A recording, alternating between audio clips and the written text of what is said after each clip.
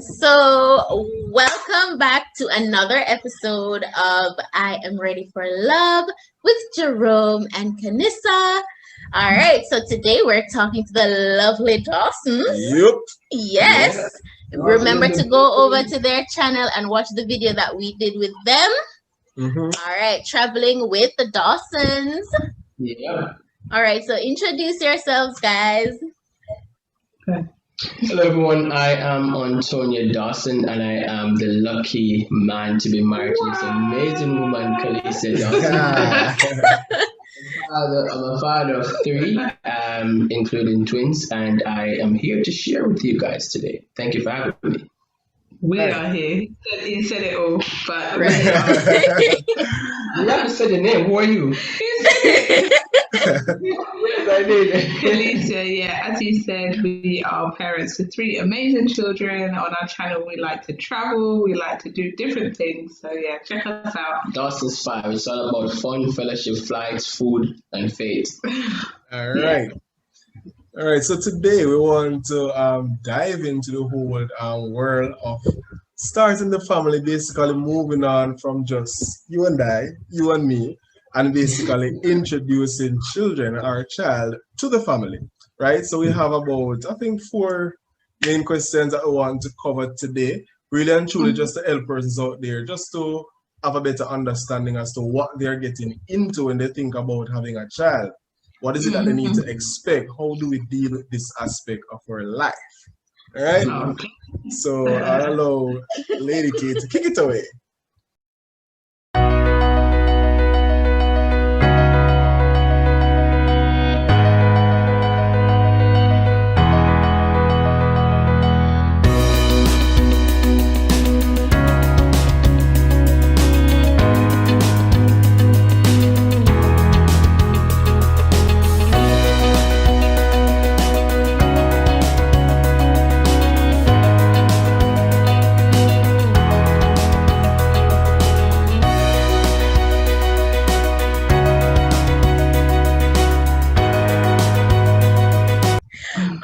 So I personally am absolutely 100% completely terrified of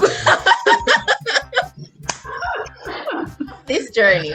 So for just to talk to somebody like me, he's fully prepared and ready in his mind. No, I'm ready. His mind, I'm ready. he's fully prepared and ready. But me, on the other hand, fully terrified. So walk us through finding out that Kalicia is pregnant and now preparing for a bigger family. Whoa. All right, so you're terrified. We're going to get you certified. Yeah, I like that one. I think. Well, we could go one step back. Yeah, let's take it one step back. So I came to the UK in.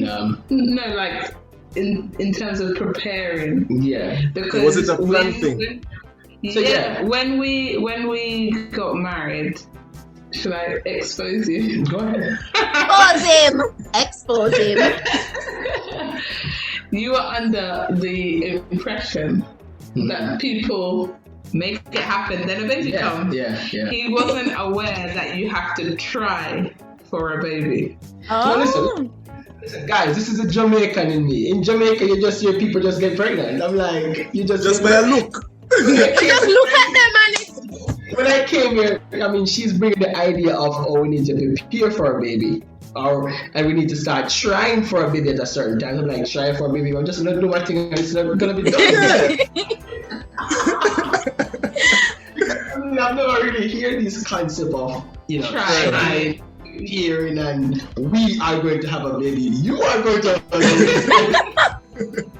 So all these terminologies that she was saying to me, they weren't things that I was accustomed to in my cultural bringing, even though I was educated about them. It wasn't the norm. So I mean, for us, when we got married, I came here and we had these conversations, and we kind of had an idea of what we wanted to achieve and kind of think about a timeline.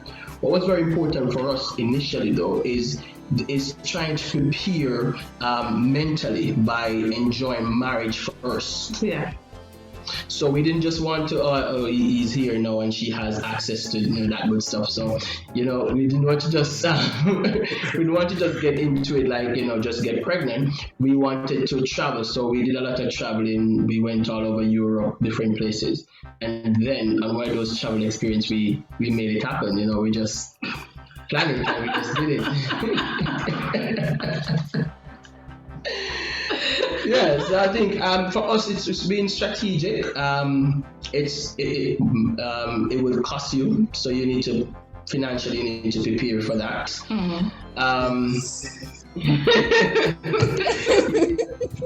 What do you need to know at what stage in your life you want to take on that responsibility. I mean, with our first job, both of us were working. With our second set of children, we knew we wanted babies. The time was around the lockdown and all those things, and Kalisa wasn't working, but we're like, listen, whether or not we're just gonna let it happen because the time is now. So it depends. There's no set time. Yeah. I wouldn't say there's a set time. You need to be comfortable with where you're at and what is priority for you at that time. Yeah. I think I've said enough. Anything? So for women, just really mentally preparing your body, because as women we can get to that point where we get desperate in a sense.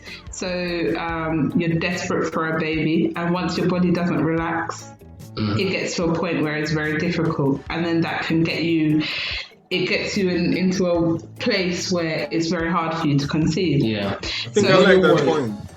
Because a lot of persons sometimes they're not aware that you being desperate, especially for the woman, you being desperate can actually pose a challenge of getting pregnant. Yeah. So I think that's a really good Stress. The stress, yeah. What they activate different hormones based on your emotions and how you're thinking. So if you're just oversensitive and just constantly thinking about it, then you're pushing your body away from doing what it's designed to do. And you think that, like for us, with our first pregnancy, just happened. We just knew we wanted a baby. Just happened. With the second one, we had discussions and we tried, and it was like, what's happening? But the moment we start thinking about it, it happened, so it can come in different ways. Yeah, everybody, you don't know how it's going to be. For everybody's different. Someone, it could happen the next day. Sometimes it could take 1 year. But in the process, you just kind of have to say as a couple, from now, if we were to get pregnant, would it be okay? Yeah. And leave it like that rather than say we need to now. Yeah. Because that's some people go to bed every night and engage in intercourse just for that. I think once you're at that point where both of you are comfortable with the idea of having a baby, knowing that you're comfortable with the idea, you can conceive anytime by just relaxing and just enjoy, the intimacy. Rather than think, it hasn't happened yet and what's happening. That's why you try. No, I get it. You try for it. You need to try and just enjoy the process. But we haven't answered Kenneth's question. So what's the question? Yeah, the foundation has been laid.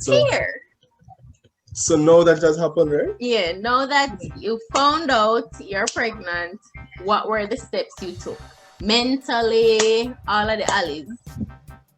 Okay, so physically, as a woman, get your body prepared. So take your vitamins, folic acid, those kind of things to get your body physically prepared. That's the first thing I did. As soon as I found out, and you see a doctor and everything, you go and get your meds and you'll take your vitamins every day. So that's physically. Mentally, for a man, get your mind ready for the changes in behavior and thinking, emotions. Get ready for the crying. Get ready for the late night being sent out to get food. I didn't get a lot of that, but she was like, you didn't get any of that. She was like, oh, babes, like close to the end of her first pregnancy, she was like, babes, you haven't done anything, so I'm going to send you out one late night, maybe about 12 Just so he can get the experience, because you always hear of women having that experience of late night, they crave mango or something. And they have to chocolate, like. And they have to send the man out. So I never had no cravings. So I said, just for the experience, let me send it. I was happy doing it. I enjoyed doing that. It felt really good. I mean, just I did something. Yeah. What was that? But so mentally, I think men tend to be sometimes emotionally detached from a woman when she's pregnant, not present. It's very vital that you are emotionally connected to your woman and understand that she's going through a change in her body, understand that she's going through a change in her mind. She's much more vulnerable, she's much more emotional, she's much more hypersensitive. So there are times when things will come and naturally you'd want to get upset, but then you have to remember she's pregnant. Let's give some examples. Yes. Oh, yes. Please do. You're still not gonna scare me. Go ahead. So with my first pregnancy, I had heightened smells. Yes. So as soon as I walked through the front door, I could smell everything in the house. Detective smell. So it's like I could smell the bin, the garbage. I would walk through the front door and go, babe, take the garbage out now. And he'll be like, what? But I had heightened smells. I would get into the car and I could seem like I could smell his socks. Yeah.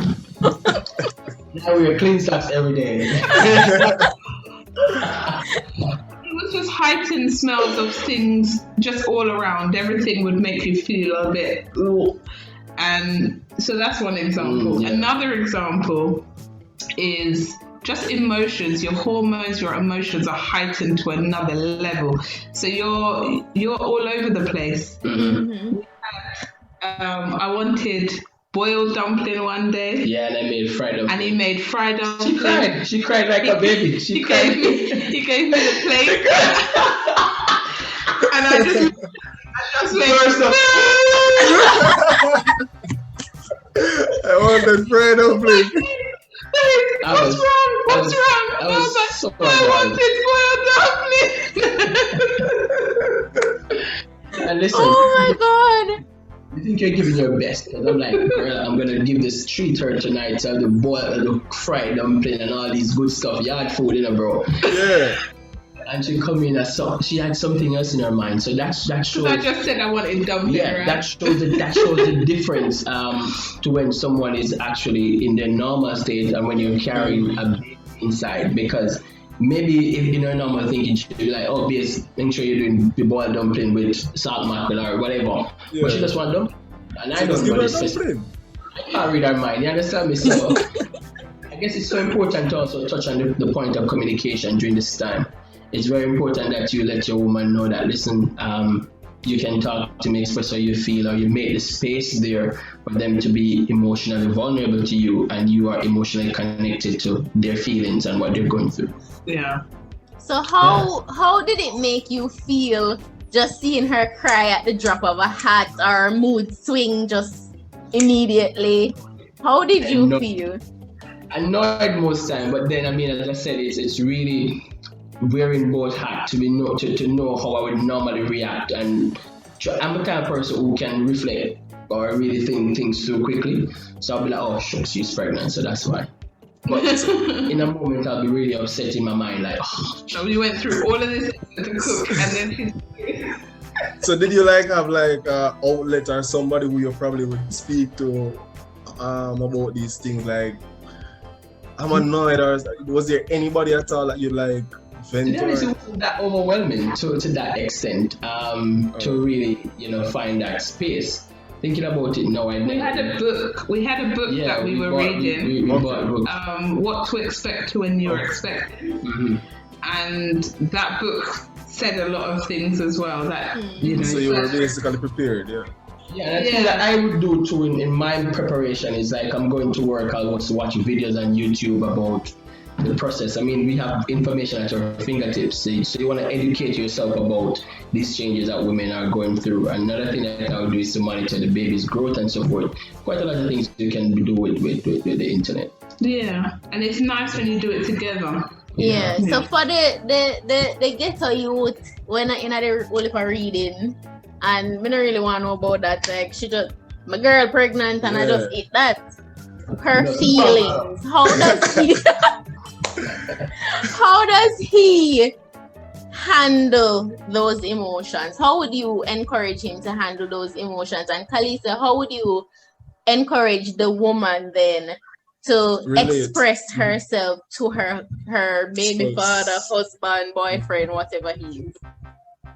I think the crucial thing is to find when you can actually convey what time is it a good time to talk to this person. We don't get to youth and the normal man would just hustle and do it in the streets. But there must be a time when he's vulnerable. Maybe it's when you're having sex, or after sex, or when you're having dinner. Find a time that you can really approach this person when you know that they're in that mindset to listen and communicate to them that time. But I think it's so important that before you even think about having sex or having a baby, it's so important for you to really think about the person that you're going to do this with. Because it's really not, this is one of the things that we need to alleviate now, is that too many children are being born into broken homes where parents did not prioritize them and think about them enough. Yeah. So I would say to the ghetto youths, really think about how important this process is of bringing a child into this world, and just so much support the woman needs from you in this process, because you were there enjoying the fun, but you need to enjoy the burden of supporting her for that 9 months and beyond. Yeah, and for the woman as well, it's hard. You're going through something that, if it's your first time, you're going through something that you've never experienced before, but at least you're feeling it. The man has never experienced it and they're not feeling it. So I think the main thing is communication. There are a lot of things that you can do together to kind of help them to educate the baby, just to bring them on the journey with you. So like at different weeks, like, the baby is the size of this and the size of this, and it kind of makes everything real. But sometimes that was really good. That's what Kalisa did, and that kind of, because it's my first child, I'm a Jamaican father. I'm not used to these things, to be honest. So I can be honest now, because I've learned so much. I mean, if I was following the culture, I would not be the father I am, because the culture does not support and embrace all these emotional, loving-dovey nice. Man must be tough, and Man must be tough, and man must be man up, and boy, I look on baby and manage a baby growing. When Kalisa started sending me this, the baby's like a pear to them, the baby's like an orange to them, like, oh wow, getting into it, and this is your seed, you're bringing a child into this world. It brings you into that mental preparation of, what? I'm actually becoming a father here. So it's different from just knowing you planted a seed and the woman is pregnant. Oh man, a blast. But when you're going on this journey, you're now recognizing that, what? Actually, I'm taking on responsibility here. Each week you're reminded, or each month you're reminded of what stage that baby is at, and how much more you need to give or prepare for this child to come. And being present at the scans and the doctor's appointments, it makes, at one stage in the journey, the penny will drop in the man to say, wow, this is real. It will drop, but going to appointments together, I don't know how it is in Jamaica, but antenatal classes and how to look after the baby and stuff like that, that really helps to bring you along. That was very good for me, because just being at the different appointments and ensuring that even if it's a work day, I try to get the time off or something, just to be present and not allowing her to feel like she's on the journey by her. And I think that kind of caused, how did that make you feel?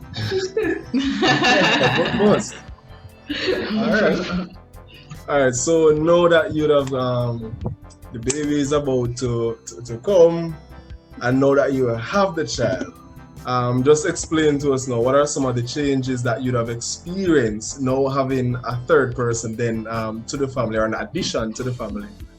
What was life like? Wow. I guess the initial stages of bringing the baby home, it's a strange feeling. It's a rewarding feeling to know that this person has been inside you for so long, and now this person is here. But the first initial stages is really the lack of sleep, right? The lack of I think the lack of sleep comes. The first initial stage, I would say, is this kind of you're in love, you're like blown away, like what? How did this happen? Yeah. And then it goes into starting to be sleep deprived and all those things. Yeah. And not understanding, not understanding certain things. Why are they crying? What am I supposed to do now? But guess what? Everything just kicks in. Your maternal instinct. Yeah, instincts kick in. You start to work together as a team. Yeah. I think we go into it with so much fear, but in the moment, it all comes together. So an important point to note here is that no matter how you prepare or no matter how much you teach and you get through, nobody can actually ultimately prepare you for that, because every child will be different and every process will be different. I guess the mental preparation for whatever comes is the most important part of it. Knowing that you're having a child and whatever the challenge is, you're designed for it. That's one thing that God does. The Bible said that God made us to bring children into the world. So we should go for it and procreate. So in the process of Him making that command, He gives us the biological, the emotional, and the psychological capability to do it. So it's becoming really attached with your inner skills, and rather than thinking you can't do it, because a lot of inferior thinking will come in during this time. A lot of feeling like especially for women, you feel incompetent. Like if you can't breastfeed properly, you might feel like you're a failure. That's quite common, and we see a lot of people who develop post-traumatic stress and all different kind of difficulty around these things because they put too much pressure on themselves. So it's really just relaxing through the process, and even if you're not good at something, then you learn it on the job. It's an on-the-job training. Yeah.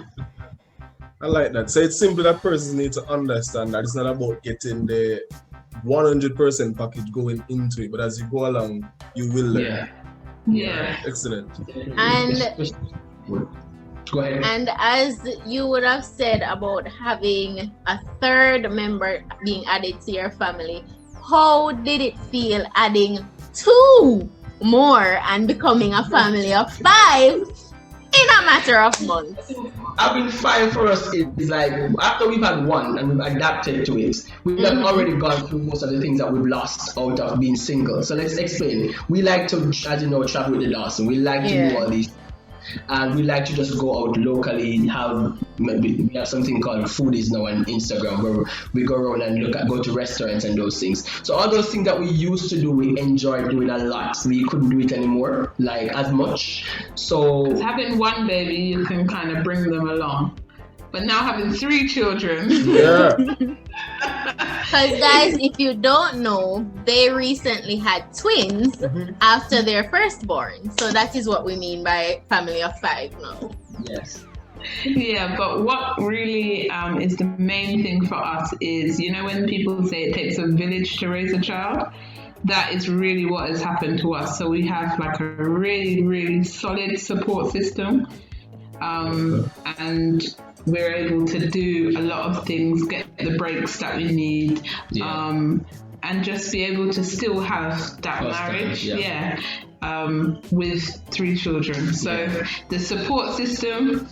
Yeah, I would say, listen, it's very important that you live good with your mother-in-law, your father-in-law. Come explain that one. They have to babysit. Because there are times when you want a break to maybe go somewhere and go eat some food, or just, because in the midst of that, a lot of marriages get lost in the process of having children. So one thing that we have made this conscious decision to do is to still do things that makes us happy, or still do things that prioritize our marriage, because having children is very important, but having the marriage is the foundation. Right. You understand? Because God made marriage first. Therefore shall a man leave his mother and father and cleave to his wife. So for us, it is so important that we maintain the institution so the student can be enrolled in a stable system. So we try to ensure that we go out still, we keep some spice in it. We keep it going still. Maintain the fire, Yeah, we keep the fire, So how did you get into that transition where, all right, now we've got 3 kids. When do we have worship time with 3 kids all around the house? one might be running through the door as soon as we start to say praise the Lord. How did you work around that? No man, nature provide for that. Nature. Is that sleep? Is that sleep? You know when the atmosphere is right and you Glory. you get into worship. You're going to your prayer closet. You're going to your prayer closet.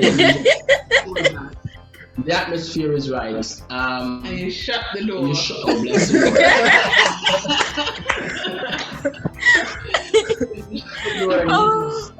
It's a fellowship. Fellowship. It's very, very important that you keep the fellowship going. Very, very important. Oh my God. So when the baby is crying, what did you just ignore it? No, the babies don't cry during the fellowship. We know they cry. They're gonna know the time. Reverence. As you go on, you will notice the pattern. Yeah. You'll understand the routine of, okay, they're gonna wake up at this time and whatever. So you work with the routine. If you have a praying father like me, when I say in the name of Jesus, No. atmosphere stand still, like Joshua. Peace. I think that's very important. That aspect going. Any misconception though? So the fact that you'd have gone through this event more than one time, is there any misconception that you'd have had before that you have proven to yourself to say, this is not so? Or this is so? Yeah, even that, or this is so. To be honest, I think it would have been much more challenging. I think maybe because we have a good support system, but I think I was anticipating a lot more challenge in terms of even with all the things that we have to do with 3 children. I think it's really doing what works for you and not just get into the overthinking. Get out of your head. That's the key thing I would say, because if you're in your head, you're going to make it a lot more difficult than it actually is. Yeah, I think having the twins after having one prepared us better. If we were to have twins first, I would have been mad. But having one, you realize that some of the things that you have to go through or do is not that serious. Yeah. With one baby, you feel like you can't do anything and the baby and whatever. No, you're more relaxed with the second child. Yeah, and be resourceful. I mean, we have things from our first pregnancy that we use into the second pregnancy.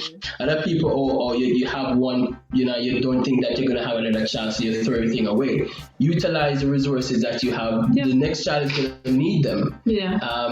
So you keep them safe somewhere. Another thing is be present. That's one thing as a parent you have to learn, just showing up for your child. And for me, what drives me is to ensure that I don't be the father that I saw in my community, or I don't be the father that I am accustomed to seeing. So there's something has to drive you in your desire to be a good father. You don't just get up and be a good father by virtue of you just saying you have a child. It is a conscious decision that you have to make. And this conscious decision is something you wake up every day thinking about your children. Because right now I was at the gym today, I'm like, I have 3 children. I can't, so many things I used to do, I can't do them anymore. I'm thinking their legacy. I'm thinking, you start your entire mindset thing change. I'm thinking, what else can I be doing to secure their future? So it brings to you a total different level of thinking. Yeah. And the bar has to be risen to a next level if you're thinking like a father. Yeah. Because God, remember, God created our destiny from before we were born, He had a path and a plan for us. So if we're following the Father, we as Father on earth have to make preparation for our children. One thing that I recognize with the difference with Jamaican culture and like maybe an English culture is that in Jamaica, your parents have you and expect you to take care of them.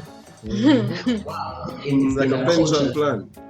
You are their pension plan. Like, why not country like this? Parents have you and plan for you. You by the time you turn 18 or so, they give you a lump sum or something. There's something to inherit. So we have to change the narrative and let our children have some generational wealth or something to look forward to. Yeah. All right, I think you'd have answered the question I was going to ask just now, because sometimes, like for Kanisa, I know she's worried about the whole process of getting pregnant and the whole process of pregnancy. And sometimes we choose not to focus on some of the joy and the happiness of just having a child, what it really brings to you. So just to highlight, like, how has it been for you being a mother, being a father, in terms of when you look at your child or look at your children and say, wow, it's me, yeah.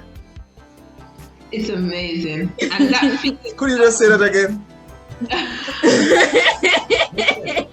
There's no other feeling, to be honest, there's no other feeling that compares to that feeling of looking at your. When I look at, I don't know if you guys know Ellie. So Ellie is our first. I must say, my favorite child in the whole wide world. I watched that video. I think it was Christmas. The Christmas one. Yeah, and I was blown away. Honestly, I was so impressed. And I watched her, she unwrapped the gift and everything. She's like, I was watching it the other day. And I was saying, wow. And I said, come I want my baby. And I was like, I was totally blown away.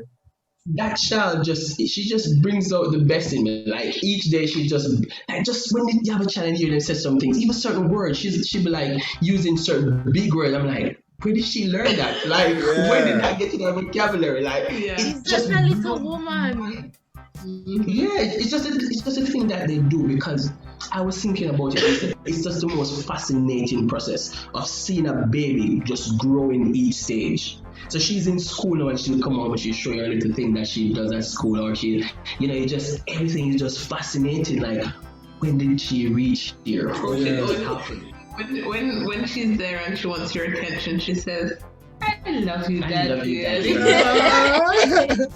I was saying to somebody, if you are searching for love and you have a child, you don't need to search for no more love, because your heart becomes so full. I don't need validation from nobody in the world. My daughter keeps me fully loaded. Yes. She just downloading me like I downloading her and she downloading me. And that's so important as a father, that from very early you start to command your children to understand the power of words. Because listen, the Bible says death and life is in the power of the tongue. We cannot be more powerful than the words we speak. So for me, I download affirmations and words in my daughter from very early. And those words are what she now uses back to me. Daddy, I love you. You're amazing, Daddy. So, and then those things just keeps me going. Yeah, for real. It keeps me going. But you have to train up a child in the way they should go, and they will not depart. So you have the duty to invest in them, so that investment is not just money that you invest in. You're investing in their development, and when you see them grow and becoming more, you're just. We were talking about this the other day, because you have one child and your heart is full of love for this one child. And before the twins came, I was saying, how are we gonna love all the children the same? Like, it doesn't make sense.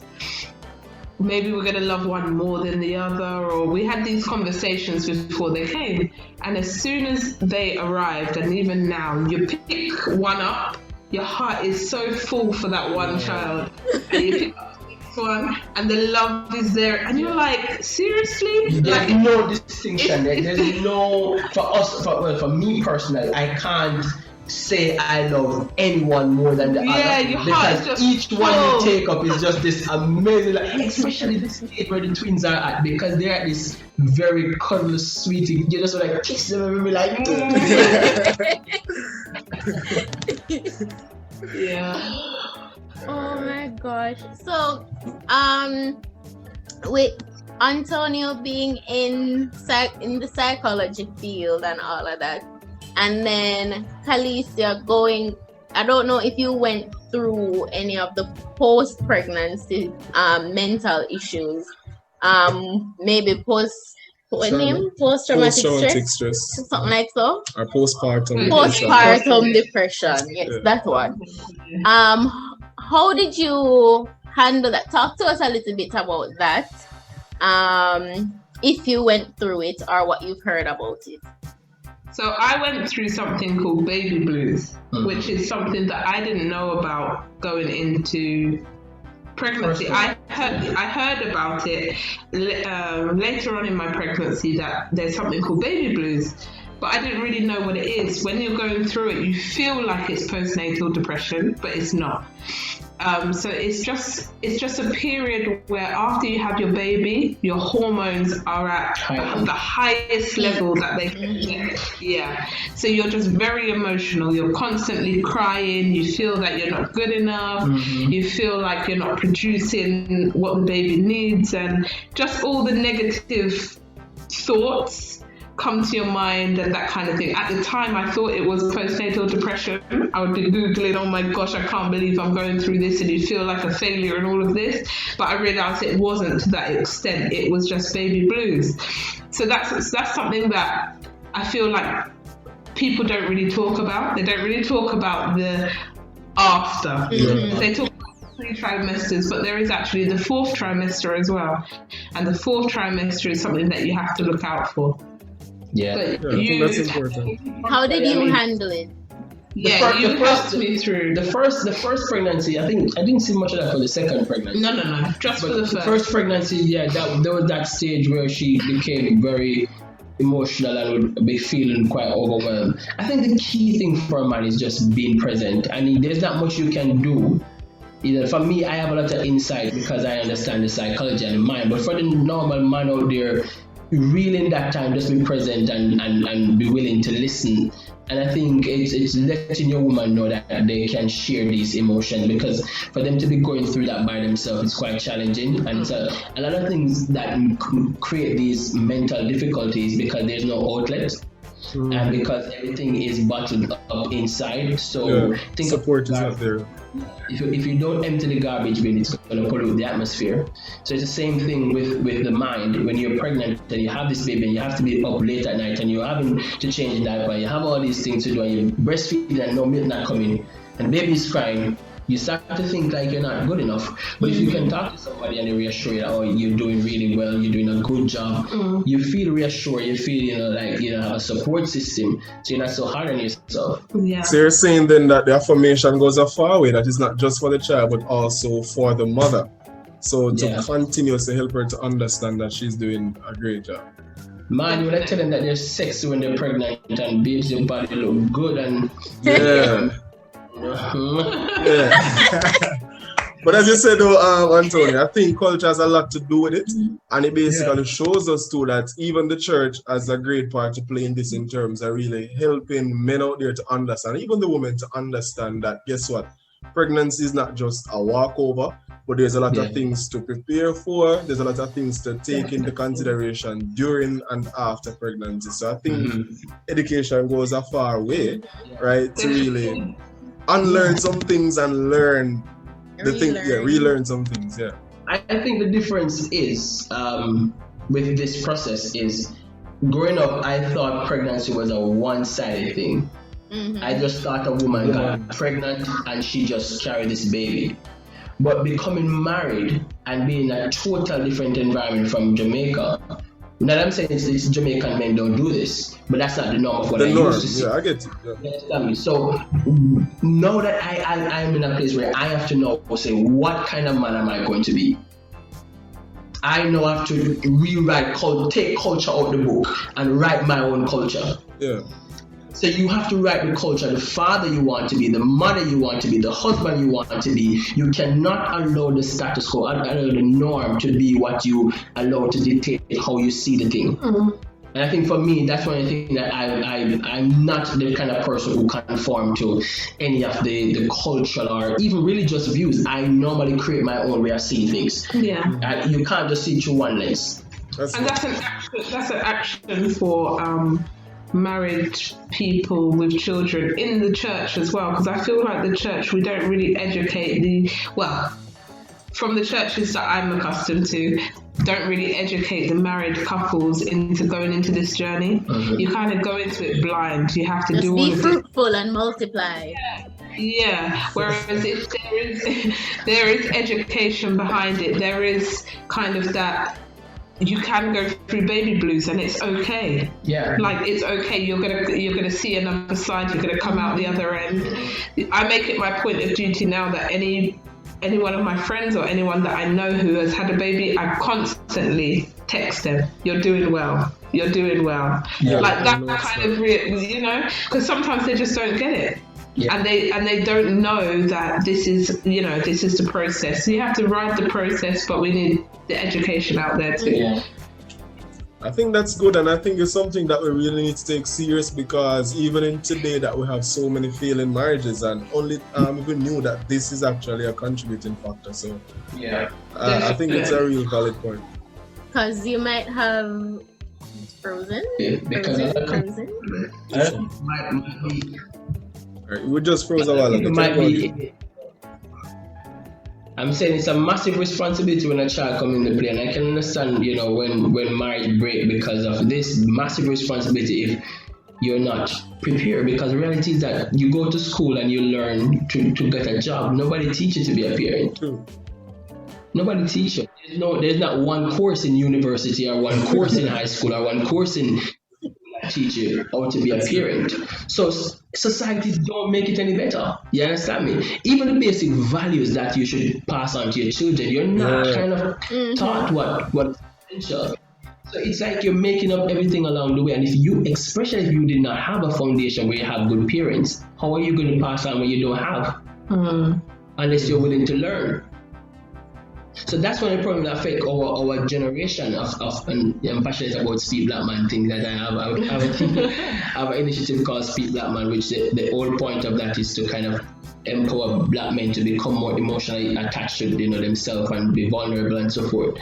And the whole point of what the cycle that we're tapped into is called a post slavery syndrome, where we're still carrying around a lot of the beliefs from this plantation system that many men were segregated as such. They weren't a part of the family. So what we find, especially in the Caribbean, is so much apparent, because that mentality of just Dominance. impregnating women is not something that they just got up and do. It's inherited, Yeah. Remember, if you think about the slavery system in Jamaica, when the men were used to pregnant the women, they were moved from different plantation to other plantation. So if a fit guy like me now was on the plantation system, they would see me as a good, high quality man. They would take me to, for example, to Portland. Yes, they would take me to Portland to impregnate a set of women there. And then move on. And there will be no father. I need to move on. So I think that mentality needs to be broken for us to really start seeing fathers being in the home and taking care of the children and doing what they're supposed to do. Yeah. All right. So I think we have covered a lot. The final question that we want to touch on before we wrap up is, now that you are a family with children, is there any fear at all, or any fear that you basically, or probably was a fear then, but you'd have basically overcome such a fear, so you can say to people like myself and Kanisa that you don't need to worry? I think a big one for us is, well, for me personally, is that we don't have enough money. We had twins in a time where we were on one salary. Yeah. I haven't worked in a while due to the pandemic and everything. And a big thing for me, I'm a kind of logical person. Like, I need everything to be planned out. We need to have this much, and all of that kind of stuff. And I'm just a fatalist. God will do it. That's very much me. And then I fell pregnant, more so pregnant with twins, in a time where I'm like, oh my, what's gonna happen? I realized that they've never lacked. God has never allowed us to go. Innocent people, you see, God will send you help from the sanctuary. Now, I'm saying they go and get pregnant, but where there is a lack or where there is a shortage, if you have faith and believe God, and even no one on can one have, salary, right? No one can have more faith than you guys with your wedding situation, right? But I don't know what's happening now. Like I don't know what's happening. we're going to end this video because we have to talk. I don't know what's happening. But I do believe you because I think personally, my faith is like this. I say you will never ever be fully ready, but I believe that when you reach the door will open. Because sometimes I think we sort of want to plan everything, we want everything to look a particular way, but God doesn't work that way, right? Yeah. Right. So I am ready. Anyhow. He says he's ready, but then when the time comes, and then he starts, because I'm a pre-stressor, and he's a stressor in the moment. So I was stressed about it. No, I mean like, but what about this and what about this and what about this? And he's like, no man, it's okay. God is going to provide. And I'm like, yeah, I know he will, but we have to position ourselves for that, for anything that can happen. And then when we get down the line and we get to the crossroad and it's time to think about it now, like we have to think about it now, then he starts to worry when I am calm because I already thought about it from a long time. The good thing about my worry is the kind of worry that forces me to do something. So if I get worried, then I'm on my feet, like something has to happen, I have to do something. I have the kind of worry that basically motivates me, pushes me. That's the worry. That's the worry. That's the worry. Yeah. If you're in touch, so that's good worry. Alright guys. Worry that drives you to take action is good. If the worry doesn't push you to action, it's just unwanted anxiety. Yeah, something must be done. Alright guys, so we want to thank you very much for sharing with us on I Am Ready for Love. So guys, thank you very much for joining us in this video. Thank you for watching this far. I want to remind you to please like this video. Drop your comments down below. Leave your questions down below. We really and truly appreciate the company. And we want to say it to the Dawson 5. Big up. Alright. Thank you guys for having us. Thank you for having us. And check out guys, our and page. remember to go over to the Dawsons. You'll see the link just below. Remember to subscribe to their channel. Remember to like the videos over there. Follow the family, alright? Peace out. Thank you. Alright. Let me try.